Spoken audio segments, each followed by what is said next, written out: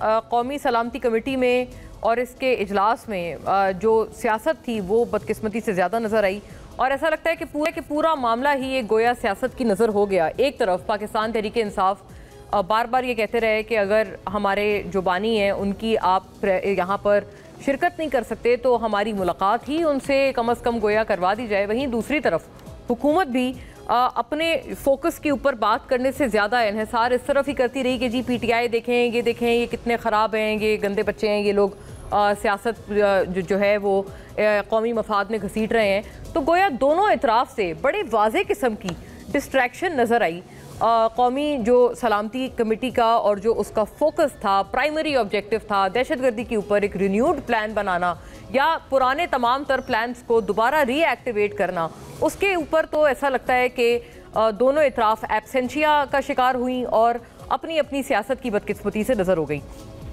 इनके अहवाल के ऊपर भी हम बात करेंगे और ज़ाहिर है हुकूमत के हवाले से भी सवाल इसलिए ज़्यादा होना बनता है क्योंकि हुकूमत अब ये नहीं कह सकती कि हमारे पास मैन पावर कम है, हमारे पास वसाइल की कमी है, क्योंकि माशाल्लाह से 50 से ज़ायद भारी भरकम काबीना, वफाकी काबीना मौजूद है जो कि हुकूमत के तमाम तर कामों में हाथ बटा रही है। और ऐसे में हुकूमत के असेंबली से गायब होने के ऊपर हुकूमत के अपने इत्तेहादी पीपल्स पार्टी, जो कि इसके अलावा वैसे भी नाला हैं, वो और ज़्यादा नाला और ज़्यादा अपसेट नज़र आते हैं।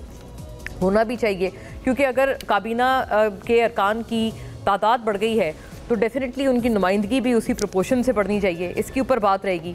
वहीं दूसरी तरफ नाज़रीन एक अहम बात करना ये भी है कि हम पीपल्स पार्टी की बात कर रहे हैं, वहीं दूसरी तरफ MQM भी अब बाकायदा तौर पर ये कह चुके हैं हुकूमत को कि हम कुछ फैसला कर सकते हैं, हम अपोजिशन बेंचेस में जाकर बैठने के लिए तैयार हैं।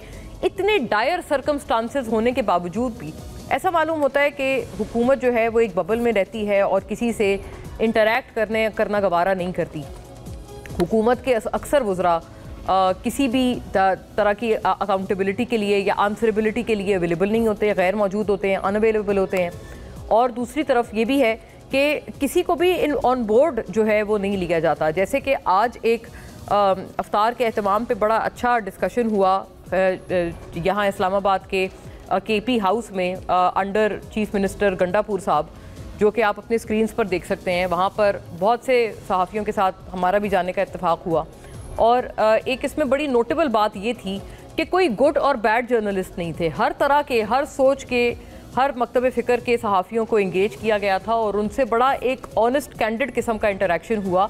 गंडापुर साहब ने जो इसमें बातें दोहराई, ज़ाहिर है उनके अपने वर्जन हैं, हमें उनके कई सारे वर्जन से बहुत इख्तिलाफ भी है, लेकिन ये कि बड़ी अहम बात यह है कि at least he is taking everybody on board. चुपते तल्ख सवालात के जवाबात भी देने से वो हिचकिचाए नहीं, बल्कि जो उनसे आके जिसने भी उनसे बात की, जिस तरह का भी सवाल पूछा वो बिल्कुल अवेलेबल नज़र आए हर तरह के हर तरह के सवालात को एंटरटेन करने में। वहीं दूसरी तरफ नाज़रीन हम बात कर रहे हैं क्योंकि ज़ाहिर है हुकूमत की तरफ से, या चाहे अगर इसका मवाजना हम सूबाई हुकूमत पंजाब से भी कर लें, वहाँ पर हमें लगता है कि जो हुक्मरान हैं या जो जितने बरसरे इक़्तिदार जितने अफराद हैं, वज़ीर आला हैं या वज़ीर आज़म हैं, वो अपने आप को एक गोया ये कि बबल में रखना चाहते हैं, इंसुलेटेड रखना चाहते हैं, ताकि किसी किस्म की कोई आवाज़, कोई फीडबैक, कोई क्रिटिसिज्म उनके ऊपर ना गिरे। तो जहाँ पर तारीफ़ बनती है हम करते हैं, यहाँ पर इस बात की तारीफ़ करनी चाहिए कि इंगेजमेंट इज़ द की, और इंगेज करते हुए हमें वज़ीर आला गंडापुर साहब बड़े एविडेंटली आज बहुत अहम तौर पर नज़र आए। वंस अगेन आइल से कई सारी बातों से इख्तिलाफ है, हमने बार बार उसको आवाज़ बुलंद उन इख्तिलाफात का इजहार भी किया है, लेकिन एटलीस्ट ये कि he is talking about them, he is answering the pinching questions, ये ज़रूरी बात है। इसके ऊपर नाजरीन बात करेंगे हुकूमत की एब्सेंशिया के ऊपर। सहाफ़ी तो सहाफ़ी, उनके अपने इत्तेहादी जो है वो कह रहे हैं कि हमें हुकूमत जो है किसी सूरत हाथ नहीं पकड़ाते। तो ये जो है इसके ऊपर भी बात रहेगी कि इस गुमशुदगी की क्या वजह है जो कि हुकूमत की तरफ से मुसलसल तौर पर नज़र आ रही है। बिलखुसूस हम PMLN की इसमें बात कर रहे हैं, चूँकि वफाकी हुकूमत में जो लीडिंग पार्टी है वो PMLN है। उनके अपने इत्तेहादी उनके साथ ये नहीं कहते, मानने को ही तैयार नहीं कि हम इत्तेहादी हैं, तो इसके ऊपर भी बात करेंगे।